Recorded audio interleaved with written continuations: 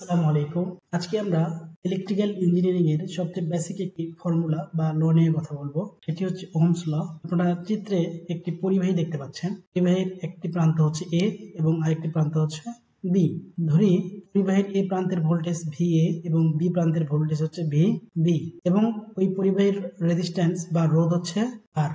এখন বিজ্ঞানী ওহমস ব্যাখ্যা করেছেন যে এরকম একটা পরিবাহীর মধ্য দিয়ে যে কারেন্ট প্রবাহিত হবে, সেই কারেন্ট প্রবাহিতের পরিমাণটা কিভাবে আমরা পেতে পারি, তিনি মূলত এই ওহমস লতে সেটি ব্যাখ্যা করেছেন। যেহেতু পরিবাহীর দুই প্রান্তে দুটি ভোল্টেজ VA এবং VB রয়েছে, এখন কারেন্ট কোন দিকে প্রবাহিত হবে, এ বিন্দু থেকে বি বিন্দুর দিকে নাকি বি বিন্দু থেকে এ বিন্দুর দিকে, সেটি হচ্ছে যে প্রান্তে ভোল্টেজের পরিমাণ বেশি সেই দিক থেকে লোয়েস্ট যে ভোল্টেজ প্রান্ত সেই দিকে কারেন্ট প্রবাহিত হবে। আমি ধরে নিলাম এ প্রান্তের ভোল্টেজের পরিমাণ বেশি, তাহলে কারেন্টটি এ প্রান্ত থেকে বি প্রান্তের দিকে প্রবাহিত হবে এবং এ এবং বি প্রান্তের মধ্যে বিভব পার্থক্য হচ্ছে VA মাইনাস VB।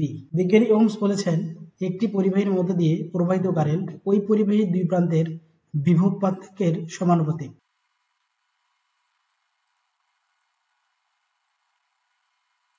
অর্থাৎ স্থির তাপমাত্রায় কোনো পরিবাহীর মধ্য দিয়ে প্রবাহিত কারেন্ট ওই পরিবাহীর দুই প্রান্তের বিভব পার্থক্যের সমানুপাতিক। তার ল অনুসারে আমরা লিখতে পারি V সমানুপাতিক I। এটি মূলত ওহমস ল।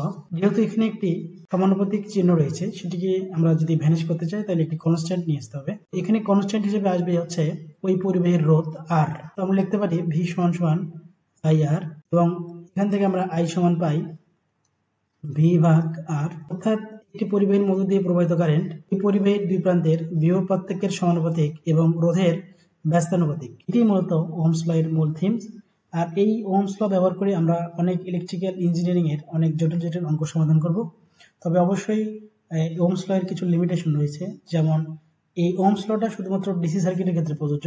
তারপর হচ্ছে তাপমাত্রা মানে টেম্পারেচারটা স্থির থাকতে হবে।